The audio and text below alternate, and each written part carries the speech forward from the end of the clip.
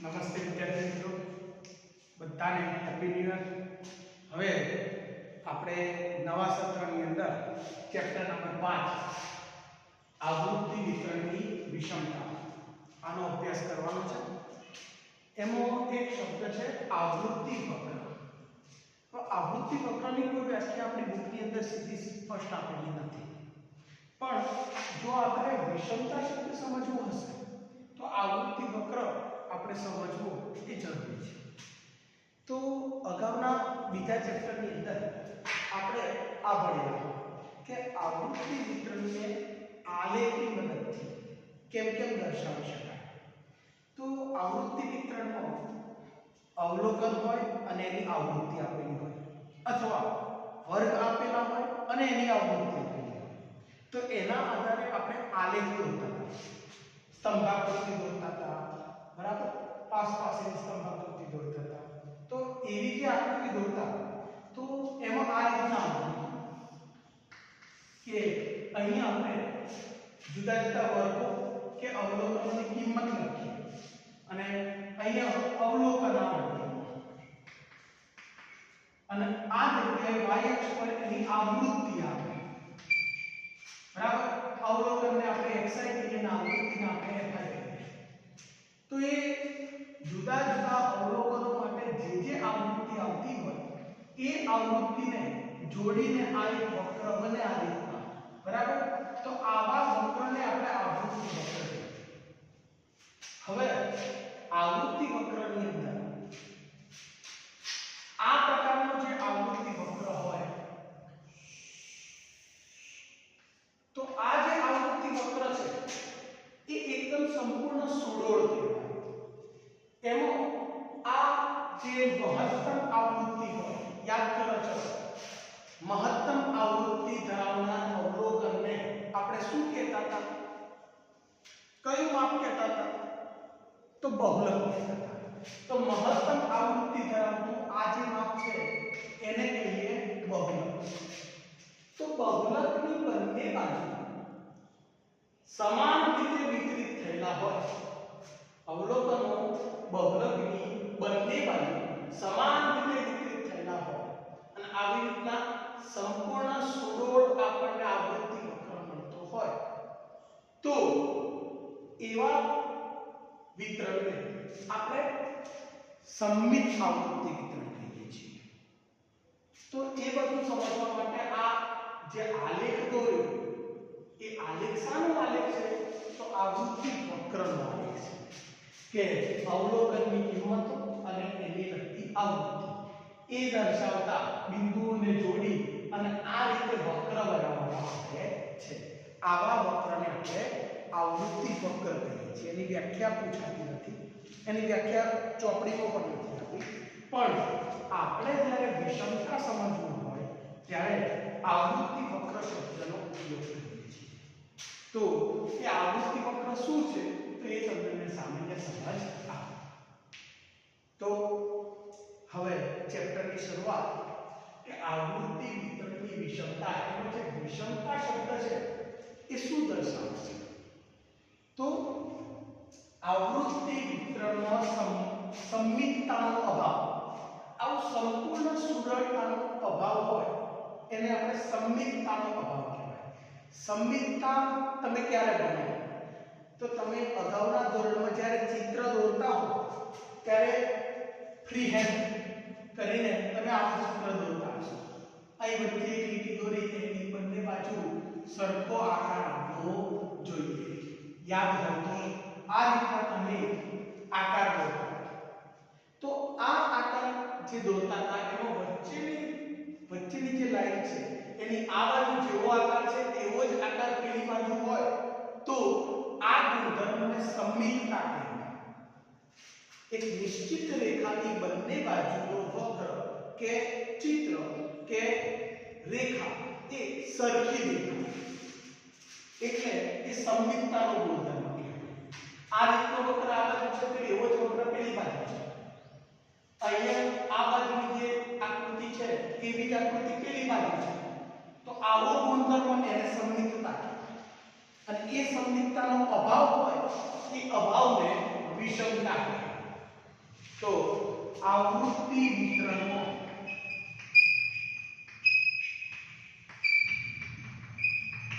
સંમિતતાની ખામી કે અભાવને વિષમતા કહેવાય.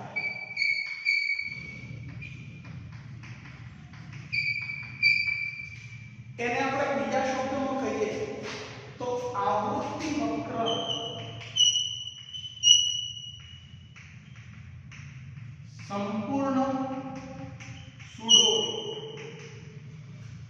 સંપૂર્ણ સુડોળ એટલે કે સંપૂર્ણ ઘંટાકાર ન તો તે આવૃત્તિ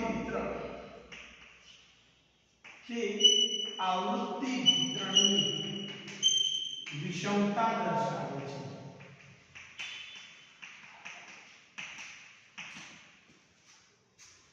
તે આવૃત્તિ વિતરણની વિષમતા દર્શાવે છે. અહીંયા આ વક્ર એ સંપૂર્ણ સુડોળ છે, સંપૂર્ણ ઘંટાકાર સ્વરૂપે છે, એટલે આને આપણે સમમિત વક્ર કહીશું. આવૃત્તિ વિતરણ સમમિત છે એમ કહીશું. પણ આ જે વક્ર છે એમાં બહુલક મહત્તમ કિંમત અહીં દર્શાવે છે. તો આ બાજુ જેવો વક્ર છે એવો સેમ વક્ર આ ડાબી બાજુની સાઈડે નથી. એટલે આ જે આવૃત્તિ વક્રમાં સુડોળતાનો જે અભાવ છે એ સુડોળતાના અભાવને વિષમતા કહેવાય. આવૃત્તિ વક્રમાં સુડોળતાના અભાવને વિષમતા કહેવાય. અને બીજા શબ્દોમાં જોઈએ તો આવૃત્તિ વિતરણમાં સંમિતતાની ખામી કે સંમિતતાનો અભાવ એને વિષમતા કહેવાય. હવે આવૃત્તિ વિતરણમાં આજે મેં કીધું કે કોઈ રેખાની બંને બાજુ સમાન ચિત્ર હોય તો એ સંમિતતા. તો એ સંમિતતાના આધારે બે પ્રકાર કરવામાં આવેલા છે. તો આવૃત્તિ વિતરણમાં સંમિતતાના આધારે બે પ્રકાર કયા છે? તો સંમિત આવૃત્તિ વિતરણ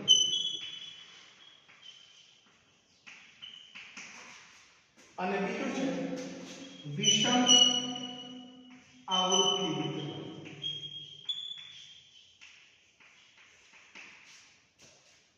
સંમિત આવૃત્તિ વિતરણ જે આપણે કહીએ છીએ એ સંમિત આવૃત્તિ વિતરણની અંદર આવૃત્તિ વક્ર હંમેશા સંપૂર્ણ ઘંટાકાર સ્વરૂપે એટલે કે સંપૂર્ણ સુડોળ હોય છે. આ રીતે સંપૂર્ણ સુડોળ હોય છે. જ્યારે વિષમ આવૃત્તિ વિતરણના બે ભાગ પડે છે. એક છે ધન વિષમ અને બીજું છે ઋણ વિષમ. તો ધન વિષમ આવૃત્તિ વિતરણ અને બીજું છે ઋણ વિષમ આવૃત્તિ વિતરણ. ઓકે, તો આ જે પણ આજે સમજાવ્યું એનો સ્ક્રીનશોટ લઈ લો અને ચોપડા તમે રેગ્યુલર લખતા રહેજો.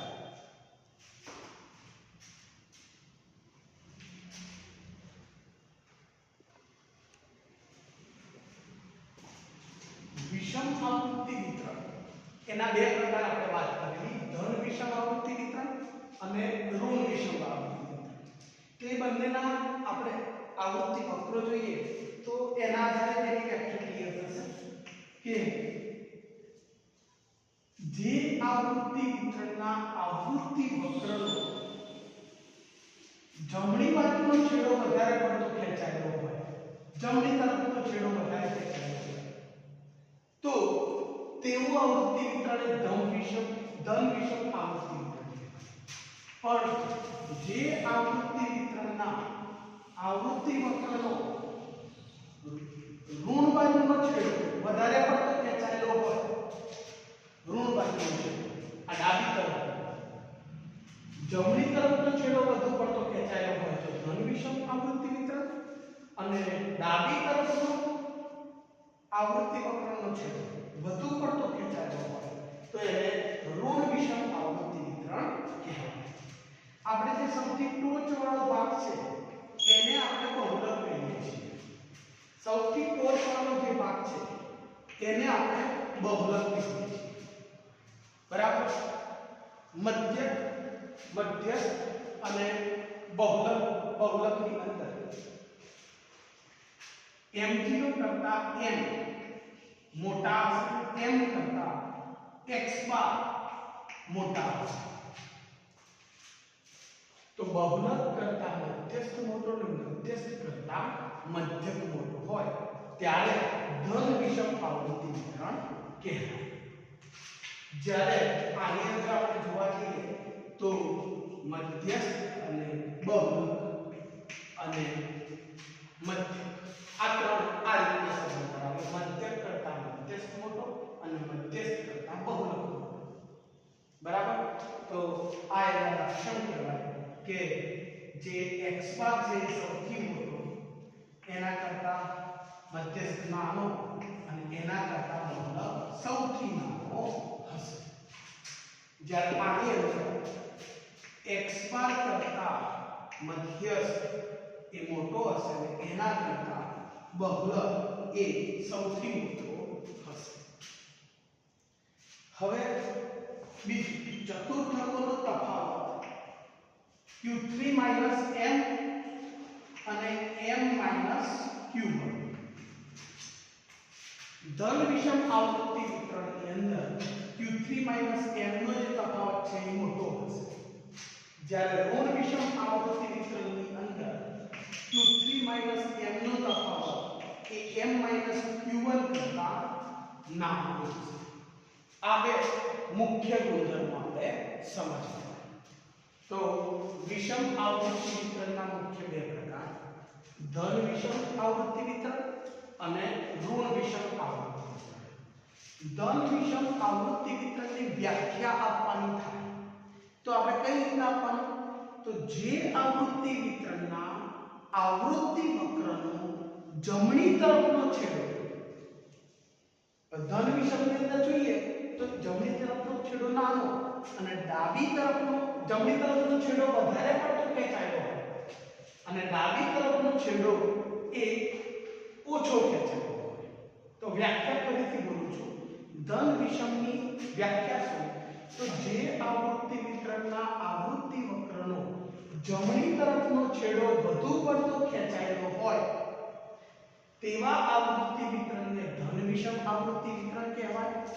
અને જે આવૃત્તિ વિતરણના આવૃત્તિ વક્રનો ડાબી તરફનો છેડો વધુ પડતો ખેંચાયેલો હોય તેવા આવૃત્તિ વિતરણને ઋણ વિષમ આવૃત્તિ વિતરણ કહેવાય.